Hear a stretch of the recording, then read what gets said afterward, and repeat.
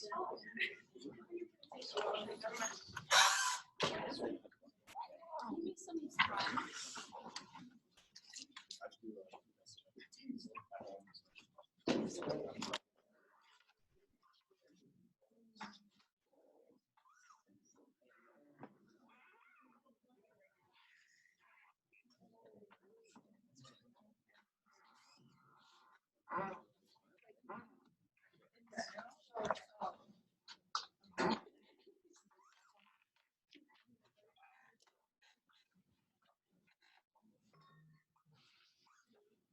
before I start, a couple people, time up your test. Yeah, I'm sending it this week.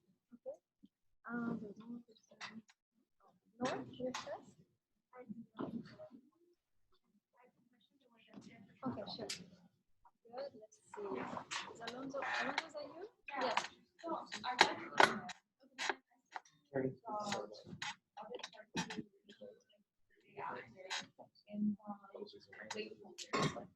Oh, okay. Can you resubmit again in the list because I don't see Rumi there. I don't know what I did. Probably my fault. Yeah, just resubmit.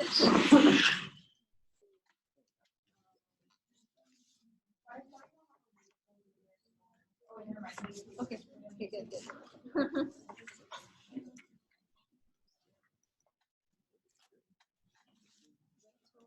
Rachel, your test?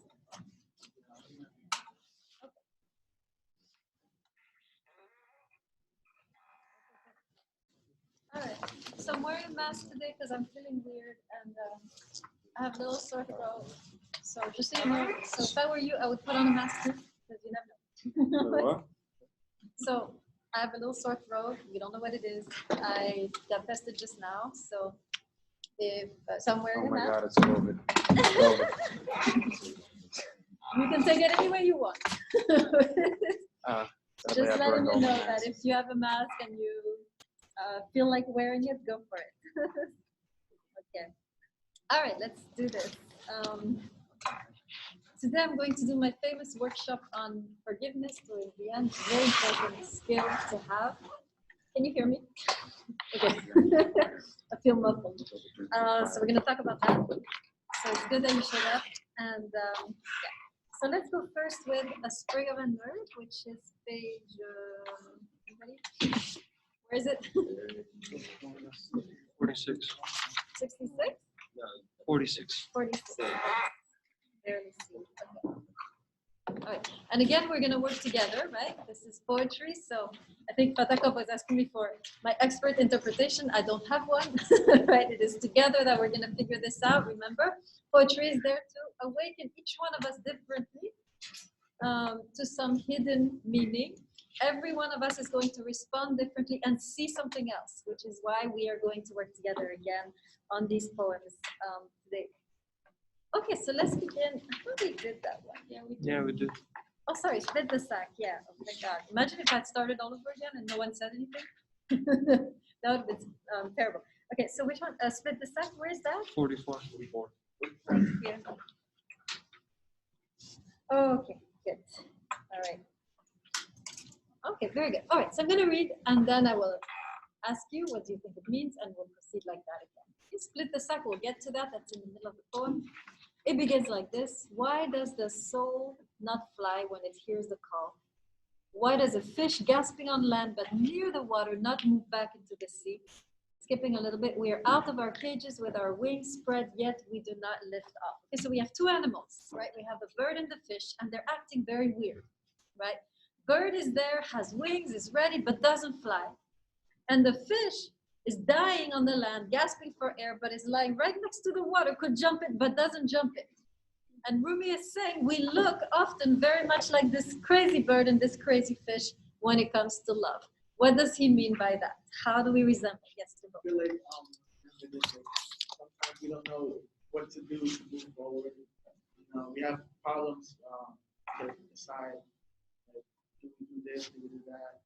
It's like a struggle and decision. Good. And what is keeping us on the land? Ourselves.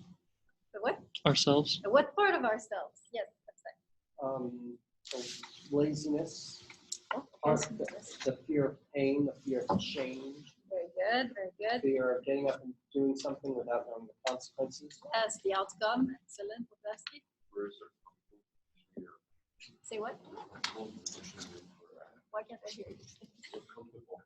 Ah, okay. Thank you. Good. Yes, right. We're comfortable, and mostly, right, we are governed. I think I talked about this before, by fear. A lot of our decisions are not coming from a place of love. It's coming from a place of fear. Most of our decisions, right?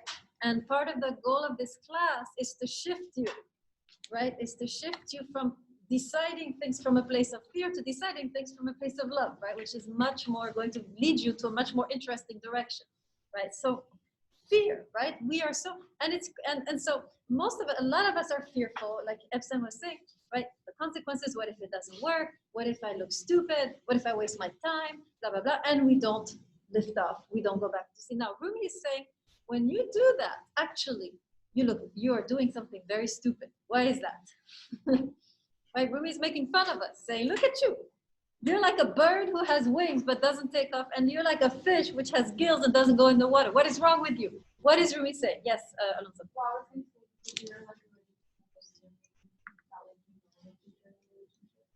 Okay, first of all, yes, you're making big assumptions.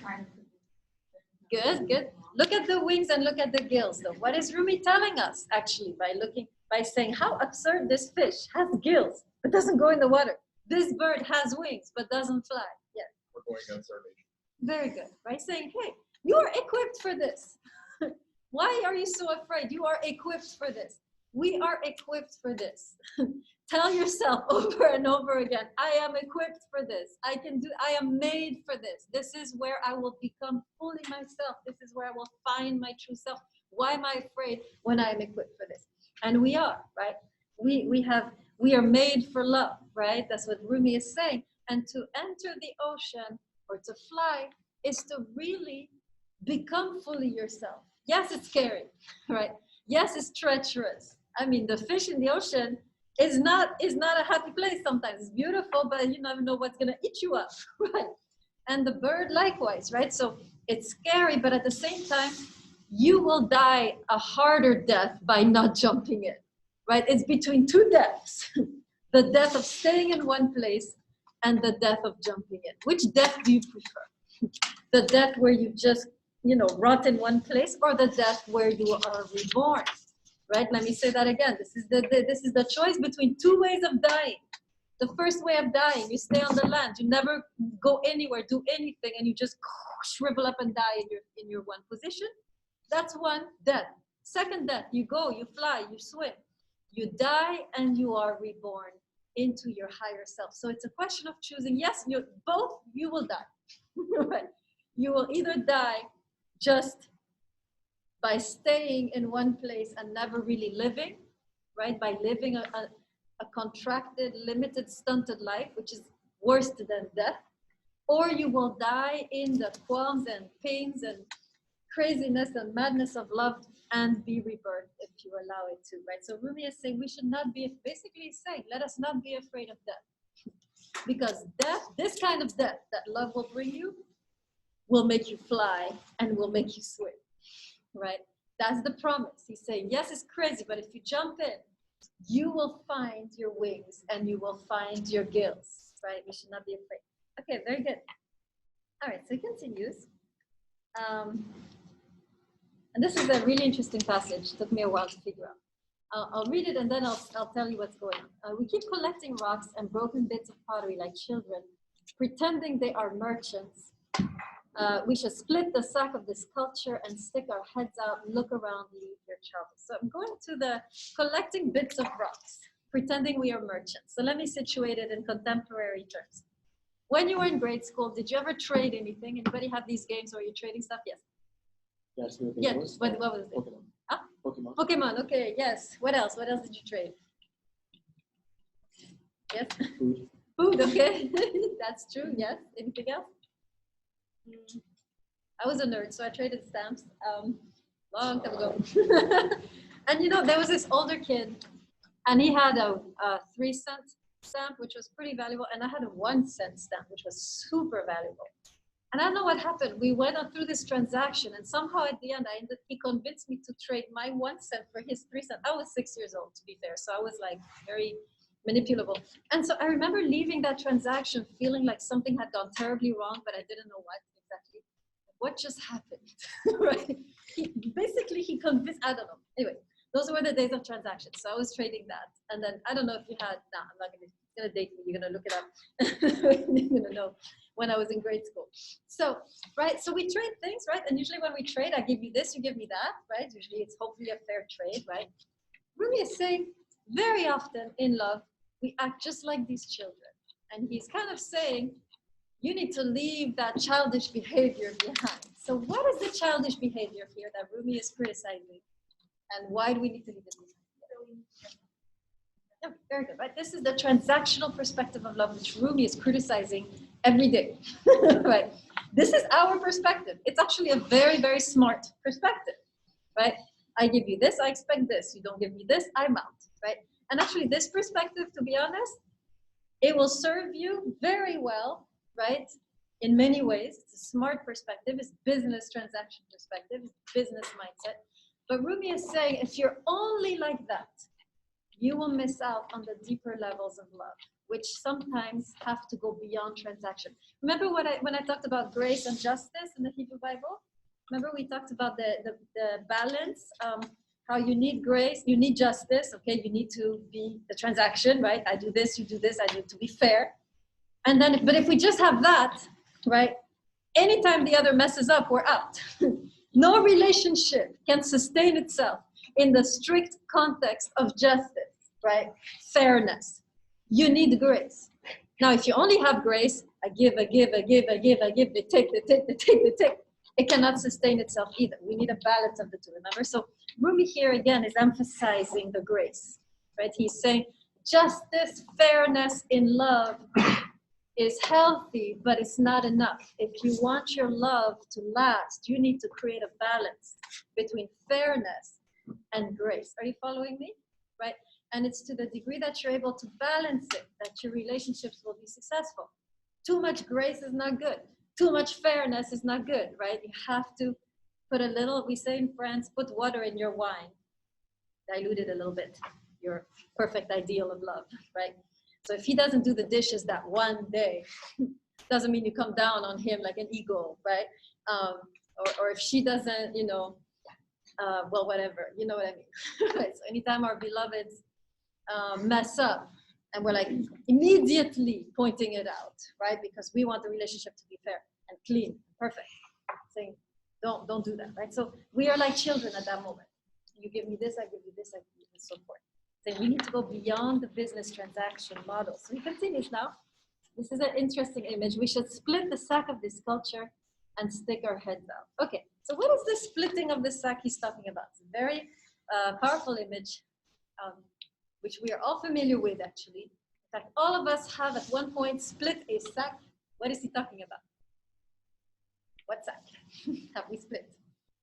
Once in our lives, for sure. Maybe only once. For sure, only once.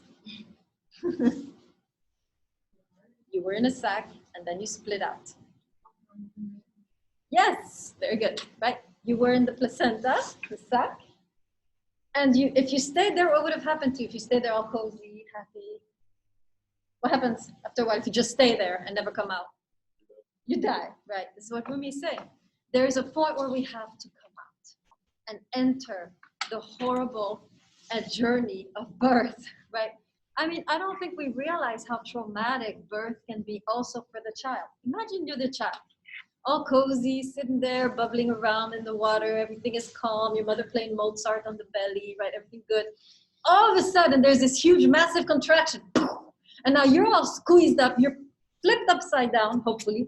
Here you are thinking it's the end of my days. You're being pushed out, a tiny opening that you don't even know it existed.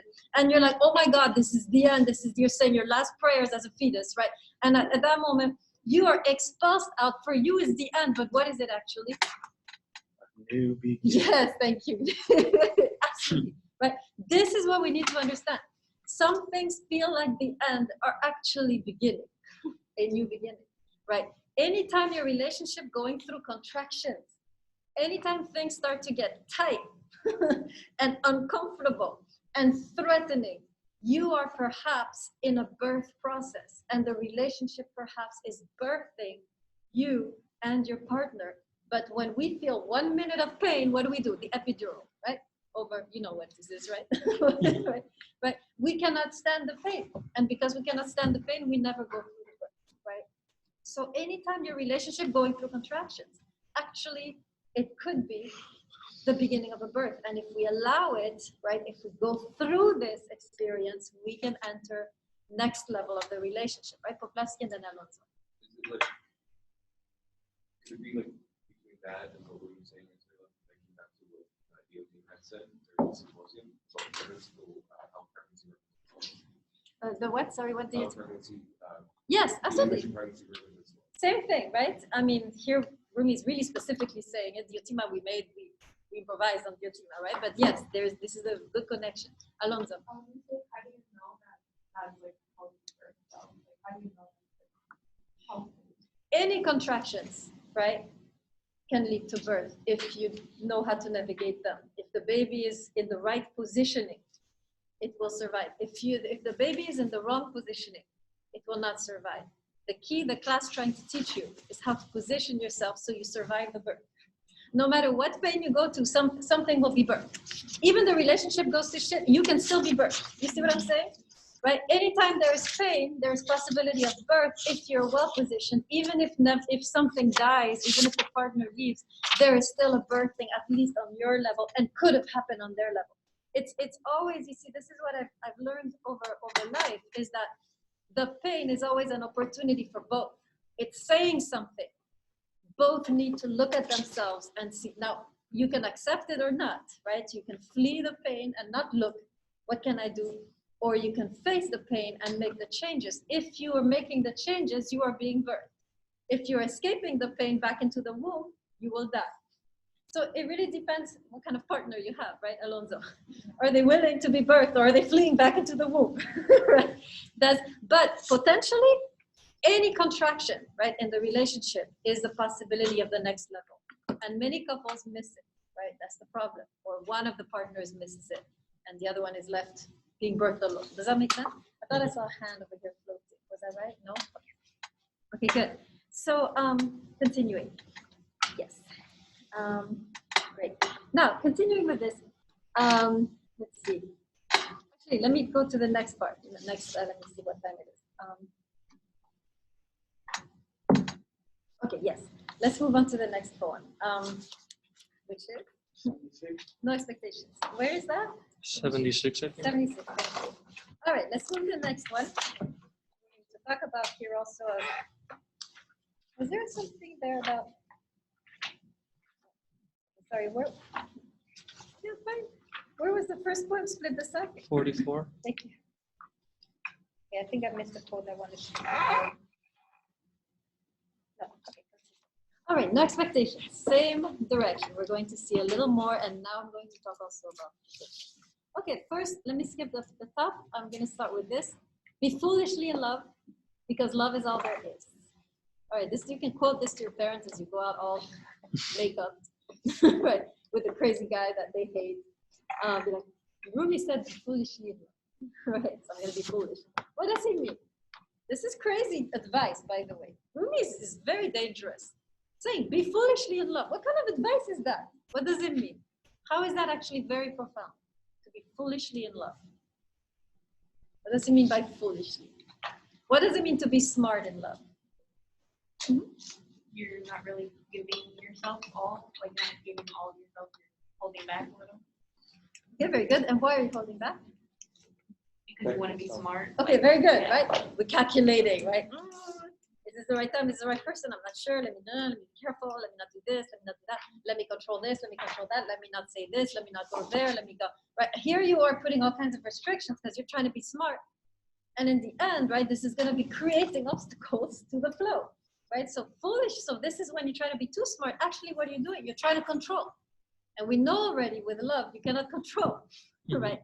So be foolishly would mean Stop trying to control. That's one thing. What else? What else do we learn with be foolishly in love? Yes.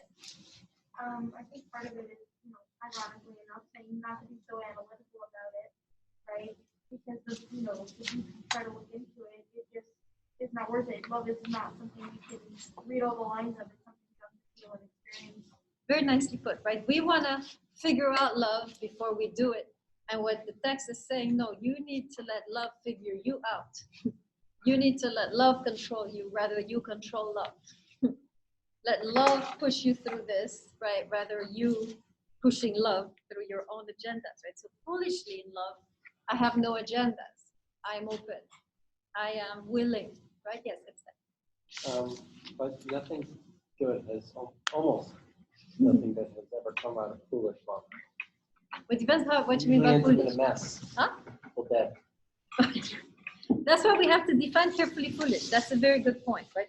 We have to define this foolish, and we have to look at what is he saying. Is he saying be rash, be reckless, or is he saying something else, right? What is he? Go ahead. I think like to be analytical in love means that you're afraid to make mistakes in a way. Because to weigh through love carefully means that you're trying to avoid any pitfalls and stuff like that. But to be foolish in love doesn't necessarily mean that like you have to be have to give everything.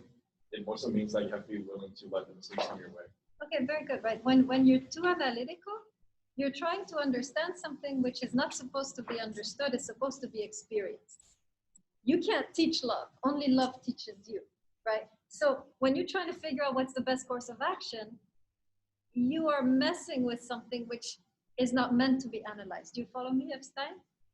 The love comes and it's meant to be lived, not analyzed. Now, it doesn't mean you live it all messed up, right? But it means you have the courage to take a step beyond your comfort zone, your intellectual comfort zone. You see what I mean? You can't always have it all figured out before you take the step. That's the point that he's saying. And that's actually very true. Even people tell, But it's not necessarily foolishness as calculated risk. Yeah, okay, that's fine. You can say it like that, right? He's calling it foolishness, but it's what he's saying is absolutely that. There is an element that you cannot figure out completely before you take the risk, right? There is an element of risk. That's what he's saying. And yes, how much of a risk is up to you. But you have to be willing to make that little risk, take that leap of faith. Like, I'm not sure of everything, but the invitation is there, and so I'm going to walk in that direction. And you can walk cautiously, that's fine, but as long as you're walking, right? Yes. I think it's important to note that by foolishly, I don't think he means throw yourself at any other person that you want to as passionately and as, I don't think that's what he's trying to say. I think he's trying to say that you shouldn't limit yourself, right? For instance, based on the title, these strict expectations of what love needs to be real love, it's not as black and white as that. Yes, that's the next way to tie it to the title, right? Be foolishly in love means have no expectation. Be open to where it goes, right? This is all crazy advice. I agree with you. Okay, now here's worse, even worse advice. What is love? Answer. Dissolving the will. Gets worse and worse. Sounds terrible advice to me. Dissolving the will. What is he talking about? How is this good advice? What is love? Dissolving the will. What is he saying? Yes, Poflatsky. Dissolving your own will on. Sorry? Dissolving your own will on or Yeah, so in other words, you have to dissolve your will, and that's the most loving thing to do, basically. So what does it mean? How is this good advice? Like, am I just going to become a pushover? Am I going to be a doormat where my will is dissolved and you do whatever you want? What is this? Yes. I was gonna say maybe it's your ego. Okay. How do you define ego? And that was like the first thing that came to mind. Maybe it's just like you have to sort of like again limit yourself and who you are in order to sort of fight the person. So it's not like you're always encountering the person as this is who I am. Okay, so dissolving the will in a way is dissolving the ego, meaning you have to dissolve some of you to allow the other in, for sure. If you're taking up the whole space, there's no room. Yeah. So you have to dissolve a little bit, make room, and then the other can come in. So yes, I like that. Yes, and then I'll just go down like that. Yes. Yeah, I agree with what you said, because like when you're like egotistical, you just see like what you want in a way. But like when you're like kind of like self-restraining yourself, you're gonna know what you want, but you're also gonna want to give to the other person. So it's like a balance. Okay. You know how you said fairness and grace? Same thing in this situation. Good, very good. Yes, you have to sometimes, allow the other person a little leeway, not do everything you want to do. Good, yes, Shaiba. Kind of like compromise. Okay, yes, right. I sacrifice a little so you can have some pleasure here. Yes. I took it as like accepting your partner. Sometimes you want to like change them or fix them or little things you don't like about them. You just like let them be, like accept who they are. Well, I like that because it fits with the overall poem, right? So not impose our will on them. Yeah. You should do this, you should be like that, you should make this amount of money, you should study that, I need you to be a doctor, I need you to make 6-figure, I need you, right? So instead of imposing our will, right, on the other and making them into the perfect ideal that we want them to be, we dissolve our will when it comes to imposing it on the other, right? Having expectations who they should be. So I like that actually. What if he's trying to say like the will as in like the purpose of getting into this love, like sort of like you see, like you get in, like you fall in love in order to benefit from it. So you should sort of take away the purpose of you. I see what you're doing. You're doing a Buberian or a Kantian, right? In other words, not forgetting what you're getting out of the love and just living right, the love. and just live it. Right? Not seeing the other as something that you're getting, dissolving that, right? Very nice. Yes, you guys are pretty good. I mean, I'm learning a lot today from y'all. Very good. Okay, yes. What I put was actually with regards to the doormat thing. I think I've said this already, right? Dissolving the will, it doesn't mean you become a doormat, right? It means simply that everything that you do is stemming from a place of selflessness, from a place of love, right? So whatever decision you're making, whatever action you're taking, and it can be very strong self-protective actions, right? You are doing not because of fear, which is the will, the ego, and so forth. You're doing it because it's what love is telling you to do, right? Learning to listen not to the voice of fear, but to the voice of love. Fear is telling you, get the hell out of there in certain situations. Love will tell you, stay, right? Fear will tell you, I need to stay, because otherwise my life will fall apart. And love might tell you, you need to go. Do you follow? Mm-hmm. This is what we need to start to learn. You need to start to hear, to quiet the voice of fear, which sometimes will tell you, run away. And love is like, no, stay. And sometimes will tell you, stay, because otherwise, what will happen to me if I go, right? And love will be like, you need to go, right? So learning, so that's what he means by dissolving the will. He's saying dissolving the part of you which is always trying to protect you, right? Which is based on fear. He's saying dissolve that so you can hear the voice of love and make the decisions which bring you higher rather than lower, which take you places, right? That's the idea here that personally I would see. Okay, continuing. I'm going to skip a little bit. Actually, yes. Where is this? Love has no expectations. Where is this quote? Can't read it. 77 top. Thank you. But this love path has no expectations. Let's talk about that a little bit, about all of the expectations we place on each other. And then I'll tell you an interesting story. Yes. Oh, I think we're No, yes, I am. Go ahead. I feel like, I guess like women were kind of like very, I don't know if it's right, but everything now, but we kind of expected that to be like very like romantic, and this, and that, and we just expect that all the time in our relationship. Very good. So, and again, I want to distinguish between desiring and expecting. Because it's okay to desire everything you said. We want things to be romantic, blah, blah, blah. Doesn't mean that you cross everything off and you take whatever crazy relationship. Right? So to desire, so it doesn't mean you sacrifice all of your desires in a relationship, but it means you don't impose them as expectations. You see, this is something we have not learned to distinguish. There are two kinds of people. First, people expect, demand, and they're like, you know, dragons in the relationship. This is not good. But there's another type of people. They repress and crush all of their desires that they would have for the relationship. They sense something could be better. They long for something in the relationship. They long for more affection. They long for more respect. And they crush it and never even express it. If we were to learn to do both, right? To express a desire in a way that is not an imposition, right? Instead of saying, yeah, you need to respect me or else, right? B, right? Perhaps saying, you know, I would appreciate a little more respect. I need that, right? To feel loving and to be able to love you, right? So be careful with the expectations, right? With it leading, so no expectations leading to crushing everything you want. You see what I'm saying, Alonso? Because that's a temptation. But back to my friend, which we're gossiping about the whole semester.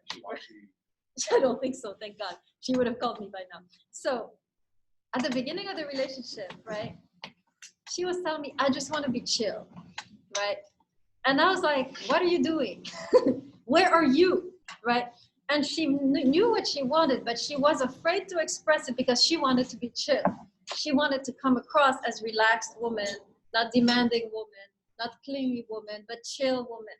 And in wanting to be chill, she's sacrificing all of the wisdom and the desires that she had for the relationship. So no expectation doesn't mean no desires.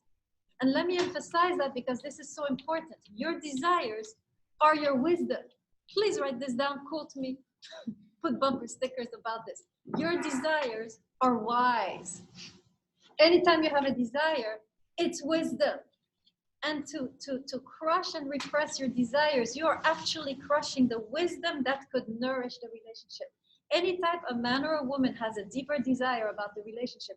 It is the voice of wisdom speaking through your desire. And if you neglect to listen to it, to embrace it, and to express it, you are not nourishing the relationship with your wisdom. Do you follow? So I want to emphasize that because there is a tendency. I don't know about men, because I don't talk so much. Men don't open up about their relationships to me, but women do, right?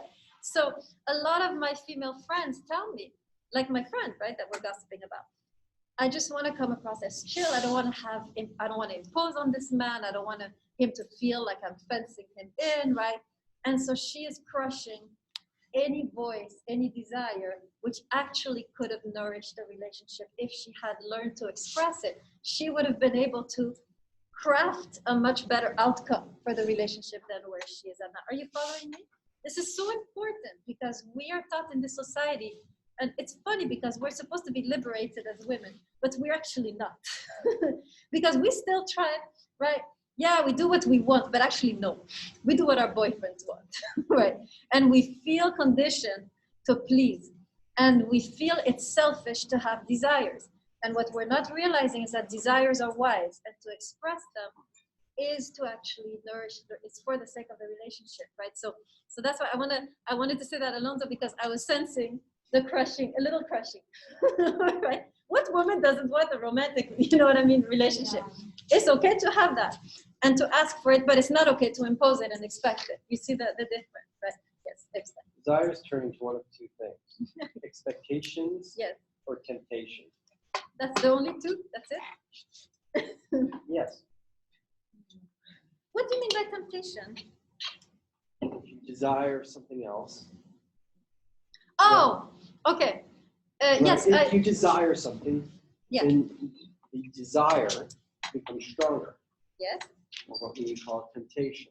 You're talking about desiring something outside of the relationship. No, I'm talking within the relationship. Okay. So how is something it? That could be healthy for a relationship, something that could not be healthy for the relationship. It's yes. irrelevant.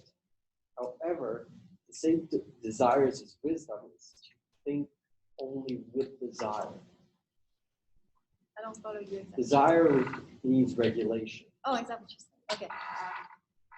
Same desire as yes, wisdom. Yes. Would be ridiculous without I agree with regulation. you. I agree with you. And the regulation is the lack of expectation. I think when you have a desire, man or woman, right? You can express it, and there is wisdom there. So But if regulation is the reality of the situation, understanding what can and can't be done. yeah, exactly, is the limit that the other places on you. That's the regulation.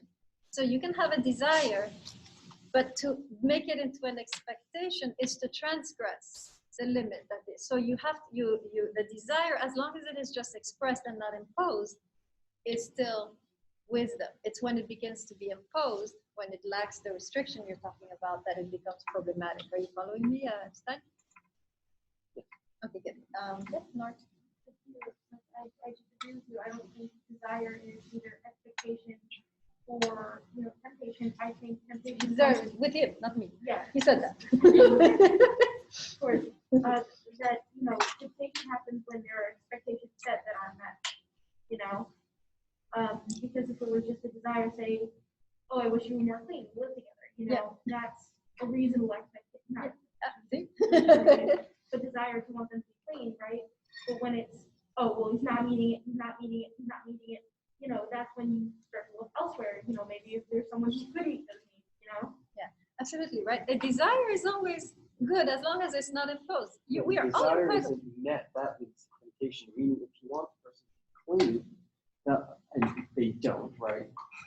You have a desire for someone to be clean, they don't do it. Then you have temptation to do something rash, like, or let's say, clean something yourself.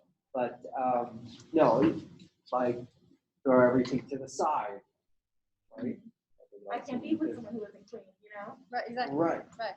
Exactly. Yeah, absolutely. A desire that is not met can become a temptation, but not necessarily so. If we learn to rein it in and just express it humbly, right, it can remain on the desire. The point is that, and maybe it's different for men. I would have to know more about your inner workings, right? But for women, I'm noticing a constant, which is why I'm emphasizing that. I'm noticing in women a tendency to repress their desires and what they want in the relationship because they want to please, right? That's where I am with this, right? I'm not going in another direction because I don't know what I would say then. Yeah, that's the only point I'm making. Yes. I feel like typically desire is defined as the desire of something that you don't have. And if you're aware of something that you don't have and you long to have it, how are you not supposed to expect it when you express the desire of not having something? Expected means you are entitled to it. When it comes to another human being, there is no entitlement. You don't own them, right? This is so hard, by the way. I hate it. Today, I was at the library. Just give you an example what people are like. I was in the library, 5th floor, 6th floor, quiet floor, big signs everywhere, right? I'm trying to study, focus. These people are chatting. So I asked them once, chat, continue. I asked them twice, and then I start to fantasize, right? About going downstairs, getting security, kicking them out of the library, right? This is the impulse, right? You wanna strangle these people, right? It is so unbearable to have a desire that is not met, right?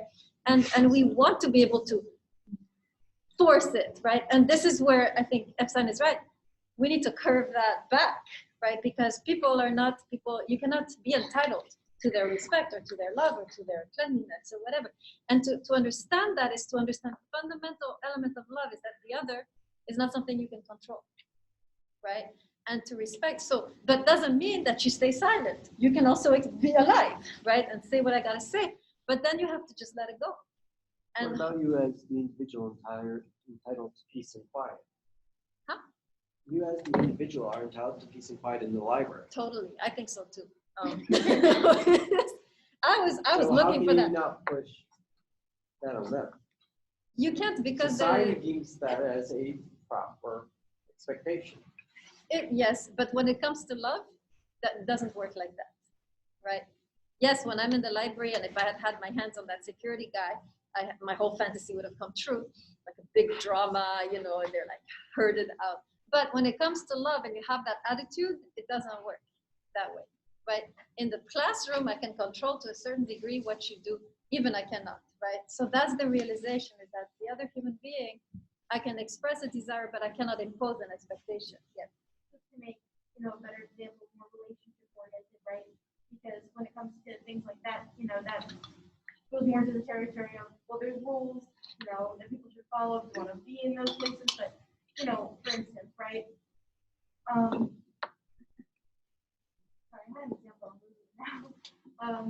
for instance, right, you might be frustrated because, say you're not great at expressing your emotions, right? And you just want the other person to know how you're feeling. That's, a desire that they can't read your mind, and that was the next point I was going to make, that I feel like you also have to be careful because some desires need to be acknowledged as unreasonable, Yeah. because, not some desires are reasonable, like cleaning, but, some others like wanting the other person to read your mind, know exactly how you feel, know exactly what you want, there's some Right. that can't Right. be reached even with work. Absolutely. Yeah. Yeah, very good. Yes, and maybe that's what Epstein is saying. Not all desires are pure, right? But in general, right, I think he's saying you can have a desire, but don't impose it. So very good. That goes to that point. Okay, very good. Okay, now I need to move to the section I wanted to do, which is the forgiveness workshop. So I'm going to talk about it first, and then we're going to go back to the text and read it there. So why am I randomly talking about forgiveness in the middle of this beautiful poetry, bringing this churchy notion of forgiveness? And everybody's like, what? What is she doing? Right? So reason I'm doing that is that he's alluding to it here, first of all, but we need to truly understand the concept profoundly before we can understand how he understands it, and also how we ought to do it, because we are told, especially if you come from a Christian background, forgive, but never a word at what it is, how you do it, and if I'm still raging after 10 years, why can't I stop raging? And they don't deserve forgiveness, and they haven't asked for forgiveness. Why should I forgive them? We are confused about this notion. We are told to do it, but we don't know what it is or how to do it. So today I want to release this, dispel this confusion, because forgiveness, you will remember this class the rest of your life. This is the main skill. If you want to have a sustainable relationship, you need to learn this practice. But you need to learn it well, and it is not taught well. So let's go back to this word. First ancient occurrence of this word. This word, its most ancient occurrence is actually in the Hebrew language, and then Christianity follows, Islam follows, but the most ancient occurrence of it is in the Hebrew language, and it is the word nasa, N-A-S-A, nasa. Okay, so nasa. What does it mean literally? To carry. Okay, so to forgive, literally, the most ancient understanding, simply means to carry. So what does this mean? Does it mean I carry a grudge the rest of my life on this, or does it mean I carry, this trauma? What does it mean to carry? Can anyone give me an idea? What would it mean? Someone offends you, hurls something at you, and you choose to carry it. Anybody have any idea what that would look like? So yes. To basically take the hit and then, I guess, break it down into something that can make you stronger, but don't throw back insults to try to release your anger. Okay, very good. To take the hit. I'm going to come back to that. Anybody else want to venture an explanation? To take the hit. What does that mean? Right? I'm going to come back to that. Yes? To absorb it. Okay, so that it kind of, yes, and how? That's the key, right? How do I absorb all this anger that is sitting there, right? And resentment. Very good. So that's the key. Yes, it would be nice, right? If I could absorb it, but how? Yes. Accept it. Try to, I guess, don't let it get to you. Forgive the person. Just move on. Good. Don't let it get to you. Accept it. You guys are pretty good already without my help. Right? Excellent. Yes. It is almost like carrying the burden of being the bigger person, being able to not retaliate. You guys are so good. You're brilliant. Yes, being the bigger person, right? As Michelle Obama said, when they go low, we go high, right? I like that a lot. So good. You guys are all totally on the right track. Let me go back to what C said, because I think this was a good start. This is what forgiveness looks like. Someone hits you in the face. What is the reaction that is going to be the most natural to you? Someone punches you in the face. Punch them back, right? This is the most natural reaction. You do this, I do that, right? You cheat on me, watch me.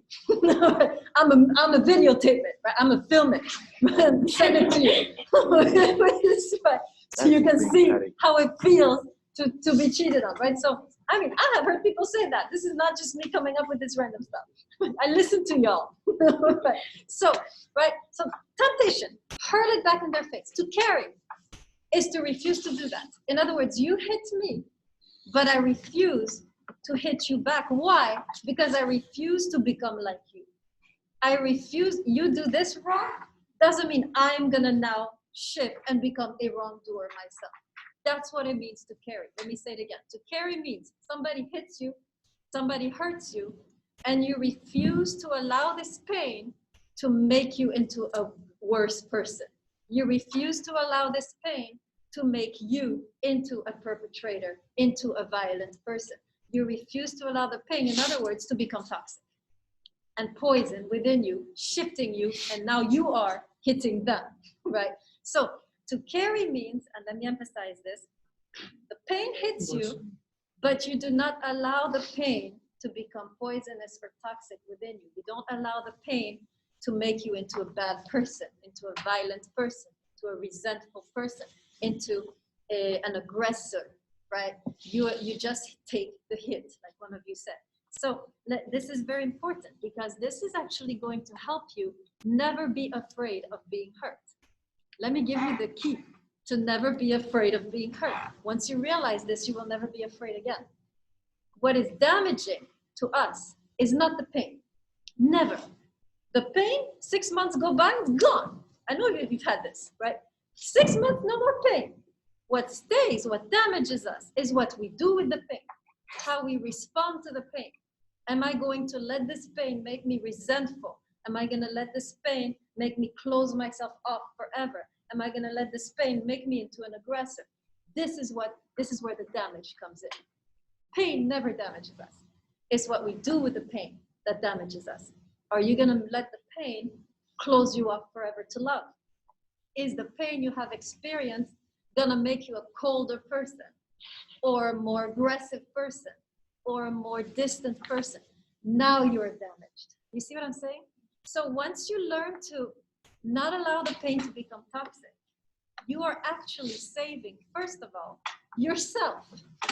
That's the first beneficiary of forgiveness is yourself, right? I am not allowing this pain to make me a worse person. I am not allowing this pain to make me into an aggressor, right? So first beneficiary is yourself because you are not allowing yourself to become damaged by the pain you have gone through. So at this point, doesn't matter if they ask for forgiveness or not, who cares? Because you're doing it for yourself. Do you follow? They don't have to be over here repenting, right? Because I'm doing this for me.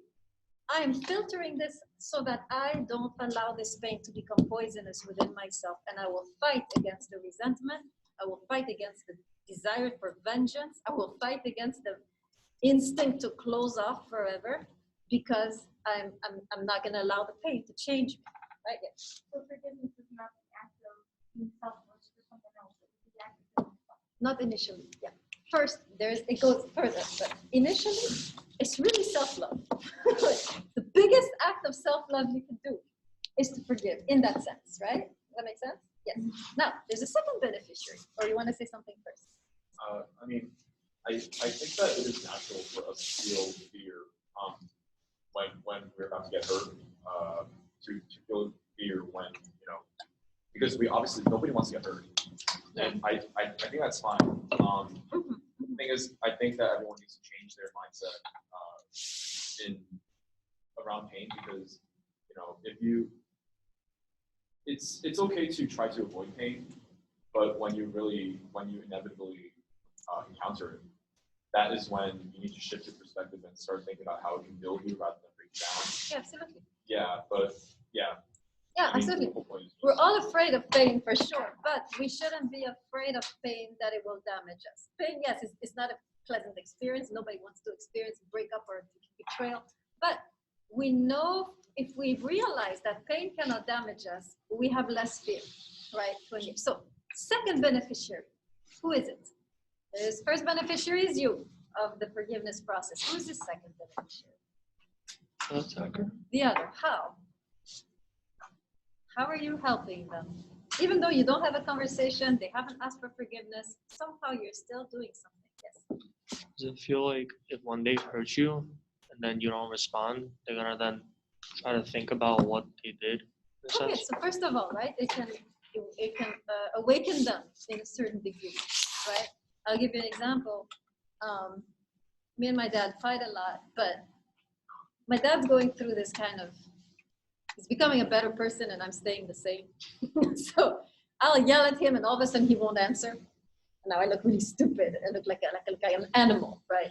So I will immediately feel super bad. Whereas if he had responded, I would be like, yeah, this is why we hate each other. But right, so I will feel super bad, and I will go up and apologize when this happens, right? Because I am in a way, what's the word?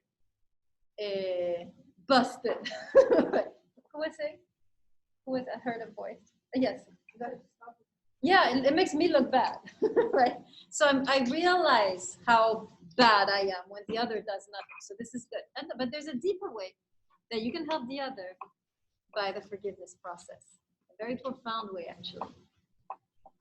And this is not anything I can prove to you, but I think this is happening. This is a lot of traditions talk about this phenomenon. Anybody know what it is? What is the deep thing you're doing for the other? Go ahead, Rama. Yes, you took the class. Explain. Yeah. Oh, okay, I'll explain. Yes, you guys were in the same class. Okay, good. All of you familiar with karma? Yes? Karma, you do something bad and you're supposed to get some consequences. And most of us, when someone does us wrong, we at least, we can soothe ourselves by thinking, yeah, at least they'll get something wrong to them.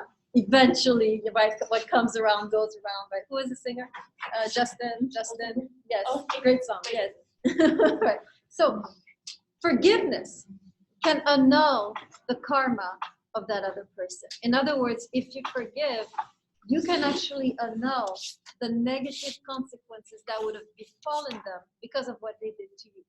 It's a very powerful act of carrying. You carry, dissolve their consequences, right? This is, you find this explanation in the Hindu tradition, that you can take the hit for them, right, in a way.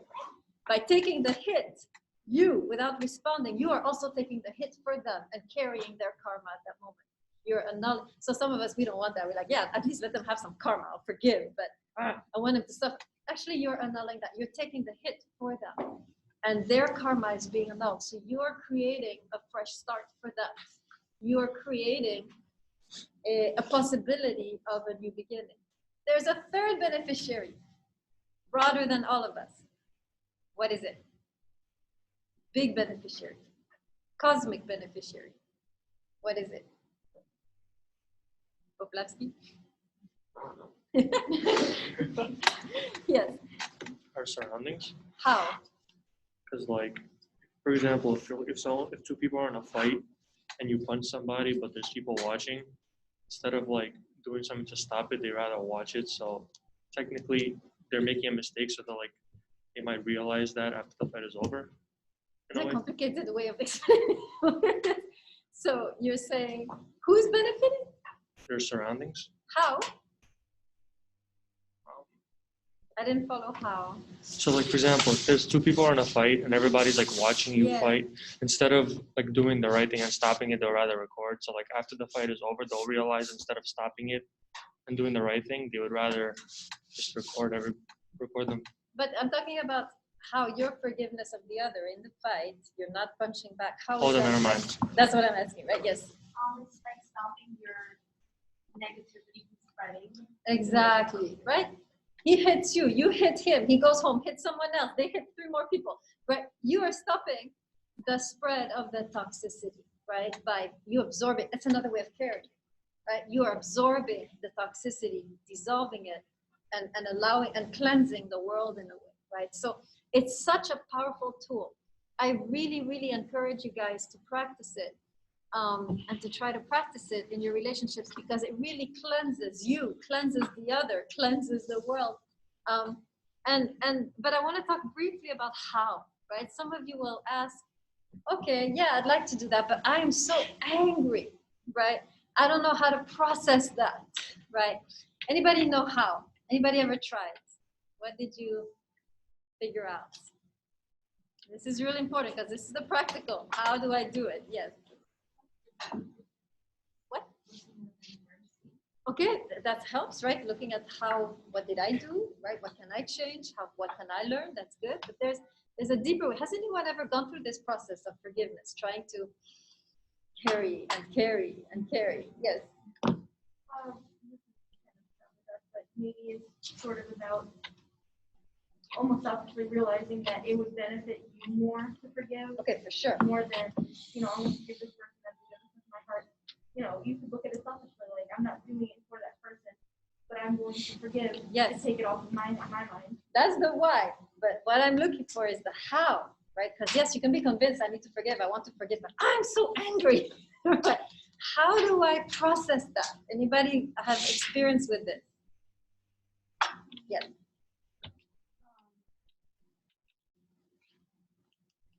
I guess you have to follow you have to really calm down at first and not be in an angry state or a sad state and just really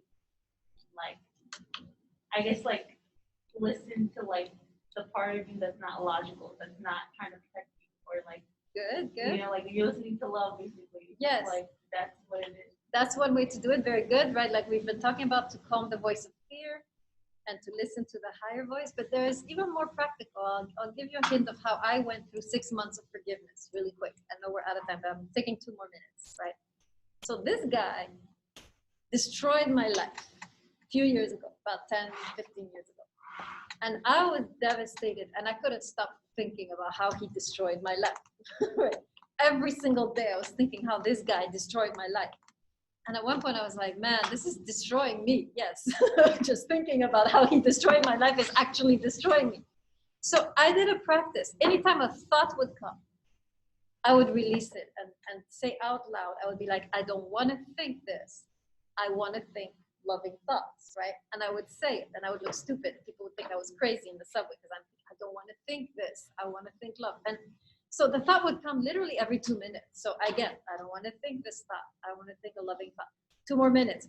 I don't want to think this thought. It's interesting. I practiced it for a few days. It started to space out every 5 minutes, every 10 minutes, every 2 hours, once a day. That's at the end of the 6 months. Right? I realized there's a way you can actually process this, right? And actually control that voice, that negative voice coming to you and telling you, this guy destroyed your life. And I realized at the end of the 6 months, I didn't even think about him anymore. And then not only that, I didn't feel resentment towards him. We reconciled, we spoke, and I felt zero resentment. Like, we're friends now, right? So this is the practice I'm suggesting, which you might have to really control your mind. It's a mind control experiment where you can't control, but you can want it to go away. I don't want to think this thought. I want to think loving thoughts. I don't want to think. And repeating it like that over and over again can really, really shift your mind away from the fearful state back to a place of love, right? So that's the practice I'm suggesting. Really amazing practice. I really hope you try it. And yes. In what? Mantras, you mean? Yeah, it's something like that. Anytime you express the will not to think that, or the will to think that, you are opening yourself up to transformation. Doesn't mean you're transforming yourself, but you're opening yourself up to transformation. Yeah, that would work. All right, guys, thank you.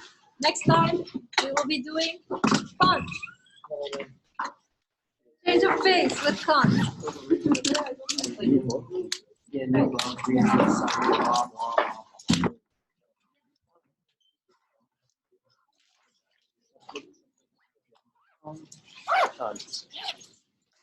Hey.